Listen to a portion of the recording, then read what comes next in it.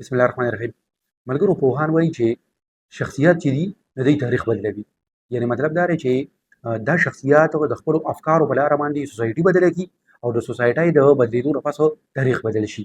دا خبره غلطه نه ده، خو بل طرف ته یو بله طبقه ده او هغوی دا موقف لري چې نه، بلکې د تاریخ د بدلون آغاز د سوسایټۍ نه کېږي. نو د سوسایټۍ نه آغاز کېږي، هو د دې تکمیل چې کوم دی هغه بیا شخصیات کوي. که درمنو مونږ چې د دنیا تاریخ سټډي کوو، بیا جدید هسټري سټډي کوو، په دې کې بعضې واقعات داسې دي چې که مونږ سوچ وکړو که چېرې دغه واقعات نه شوي نو د دنیا بالکل پوره تاریخ به بدلو. په هغې کې یو مهم چې کوم دی دا د روس د 1919 انقلاب دی. لکه ګورئ د 1919 د روس انقلاب چې کوم دی دا هغه انقلاب دی چې د دې د وجې نه په روس کې کمیونیزم راغی او بیا لږ وخت پس په نیمه دنیا کې کمیونیزم و. نو دا که د روس د انقلاب چېرې نه و کامیاب شوی نو په نیمه دنیا کې به چېرې کمیونیزم نه خورېده. د روسو کې د کمیونیزم د راتلو مطلب دا و چې یو سوپر پاور چې هغه د بل سوپر پاور مخې ته خپه کېښودی شي، هلته کې کمیونیزم راغی. چې هلته کې کمیونیزم راغی نو بیا خو دنیا ته لږ یو انسپایریشن ملاو شو. د دې یو آسان مثال موږ داسې ورکولی شو که نه، چې څنګه په یورپ کې په رومن امپایر کې چې کوم رومن امپرر و کانسټنټاین او هغه کله کرسچینټي عیسایت مذهب قبول کړو نو د هغې نه پس بیا په ټول رومن امپایر کې خلک عیسایان کېدل شروع شو. نو ګورئ چې بادشاه کله مذهب قبول کړي، بادشاه یو نظریه خپله کړي، بیا په خلکو څومره اثر کېږي. دغه شان چې کوم دی سیم از د کیس اف د سوپر پاور، چې سوپر پاور خو په دنیا کې خلک فالو کوي، نو چې کله هغوی په یو لاره باندې روان شي نو بیا هغوی فالو کېږي. د نن په ویډیو کې د روس د انقلاب په اړه باندې یو څو خبرې کوو. که درمنو د 1919 انقلاب د راتلو نه مخکې په روس کې په 1915 کې هم یو انقلاب راغلی او هغه د 1915 انقلاب چې کله خلکو بغاوت وکړو د بادشاه خلاف نو دغه ټایم چې کوم بادشاه و زار نیکولس ټو نه هغه چې کله دا خلک راووتل مظاهرې شروع شوې بغاوت وشو نه هغه د دوی د کامیابه شو چې دوی عرضي طور سره چپ کړل. څنګه یې چپ کړل نو پارلیمنت یې جوړ کړو، پارلیمنت یې د قانون سازۍ اختیار ورکړو، دوی له چې شخصي ازادۍ او حقوق ورکړل. خو هغه عرضي طور سره اگر چې خلک دم شو، خو چې لږ وخت تېر شو نو خلک پوه شو چې زمونږ چې کوم مقصد و انقلاب هغه خو حاصل نه شو. ځکه څو کاله پس په 1909 کې په ماسکو کې د خلکو له طرف نه یو لویه مظاهره وشوه. دغه مظاهره چې وه دا په اصل کې د یو نوي انقلاب د یو نوي بغاوت نقطه آغاز و. خو د هغه وخت چې کوم بادشاه نو او حکومت نو هغه د دې هغه سیریسنس چې کوم هغه یې ریلایز نه کړو، نو په دې وجه باندې هغه د طاقت استعمال وکړو، مظاهرینو باندې ګولۍ وچلولې او قتل عام وشو. دغه قتل عام چې کوم دی هغې حالات داسې کړل چې بې قابو شو. بیا په دغه وخت کې لینن په منظریام باندې راغی. لینن هغه سړی دی چې د چا په قیادت کې په روس کې بیا انقلاب کامیاب شو او هغه د انقلاب نه پس د روس لومړی صدر جوړ شو. اوس څو کاله پس په 1914 کې لومړی جنګ عظیم الفتح جرمني په روس باندې حمله وکړه او د بده مرغه روس چې کوم دی په دغه جنګ کې ډیفیټ شو او جرمني د روسو یو لویه علاقه قبضه کړه.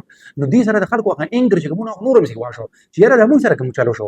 لکه مطلب دا دی چې کوم بادشاهت دی کوم بادشاه دی خو مکمل فیل شو. موږ خو د بار نه یو حملاور ملک راغی زموږ ملک یې قبضه کړو، دی خو موږ هغه ډیفینس قدرې هم ونه کړی شو. نو هم د جنگ په دغه دوران کې خلکو خپل انقلابي سرګرمۍ بند کړې. په روس کې تاسو دا یاد وساتئ چې د انقلاب په کامیابۍ کې غټ لاس د هغه ځای د لیکونکو ادیبانو او دانشورانو هم هغه هم په خلکو په منځ کې د انقلاب دا پیغام ډېر په ښه طریقې سره خور کو. په 1919 کې حالات هغه وخت یکموش بدل شو کله چې د روس فوج هم د انقلابیانو طرف ته شو. نو چې کله د روس فوج انقلابیانو طرف ته شو بیا پکې څه پاتې نه شو. لکه اوس هغه څو هفتې مخکې چې کله په بنګلادیش کې فوج د مظاهرینو طرف ته شو نو بیا سیره واجد استعفا ورکړه. ګینې نور تاسو ته پته ده چې دغه مظاهرې چې دي نه دا د تېرې یو میاشت دوه میاشتو نه جاري وې، خو فیصله کون موړ پکې څه ټایم راغی چې کله فوج مظاهرینو سره شو په دغه نتیجه کې په روس کې د بادشاهت خاتمه وشوه، نوی نظام او نوی حکومت جوړ شو او کمیونیزم په روس کې اپلای کړی شو. که درمنو د روس د انقلاب د کامیابۍ شاته چې کوم غټ درې اهم وجوهات و فیکټرز وو نه هغه یو په عوامو کې سیاسي بیداري وه، دویم د بالشویک پارټۍ چې سورپوش پرې ورته وې د هغې انقلابي جذبه وه، او دریم د لینن رهنمایي وه. که درمنو دغه وخت کې لینن په سویټزرلینډ کې جلاوطن و او چې کله انقلاب دلته کې کامیابه شو نو په یو ټرین کې خپل ملک ته روس ته راورسېدو، د هغه وام ویلکم وشو او د هغه په قیادت کې یو نوی نظام او نوی حکومت جوړ کړی. خو خبره دغه ځای کې ختمه نه شوه، بلکې د 1919 نه والې تر 1930 پورې یعنې مسلسل 6 کاله په روس کې خانه جنګي وه. خانه جنګي د چا په منځ کې وه؟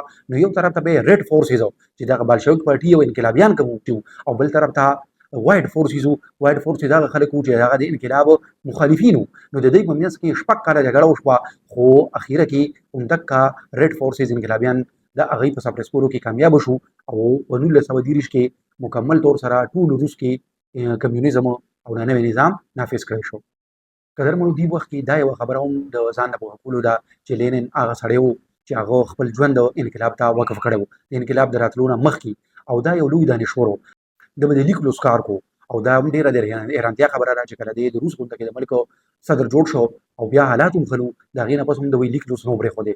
انتهایي ساده ژوند به یې تېرو، ځکه چې هغه ته دا پته وه چې زما په اوږو باندې هغه بوج دی چې انقلاب خو راغی، خو انقلاب چې خلکو د څه لپاره راوستی دی، نو اوس د هغې هغه فروټ دی خلکو له ورکول، دا زما کار دی. نو په دې وجه باندې څو پېرې ته چې لکه د بار دنیا نه خلک راغلي دي، صحافیان او وفدونه او د سره ملاقاتونه کړي دي، نو په یو ساده غونډه کې کور کې چې په هغې کې یو څو کمرې وې، په هغې کې یو کمره ځان له مختص کړې وه، هغې کې به کتابونه پراته وو، او په هغې کې د ده ګزر بسر و. د خبرې مطلب دا دی، شارټ یې موږ دا ویلی شو چې انقلاب هلې کامیابېږي چې هغې ته لینن غونډه کې قیادت میلاو شي.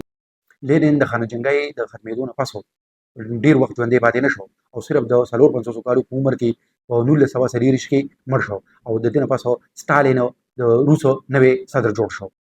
جوزف ستالین د روس په حکمرانانو کې هغه حکمران دی چې هغه تر ډېره وخته پورې، تر ډېرې اوږدې عرصې پورې روس باندې حکمراني کړې ده. دا هغه نه په دویم نمبر باندې موجوده صدر ولادیمیر پوټین دی. قدرمنو انقلابونه د وینې بهیدو نه بغیر نه راځي. دا چې کومه خانه جنګي وه، نو په دې کې ویلی شي چې د 1 کروړ نه پاسه خلک مړه کړی شوي وو. تر دې پورې چې ما پکې یو کتاب کې دا هم لوستي وو چې د روس د انقلاب په لومړی ورځ باندې 14,00,000 خلک قتل کړی شوي وو.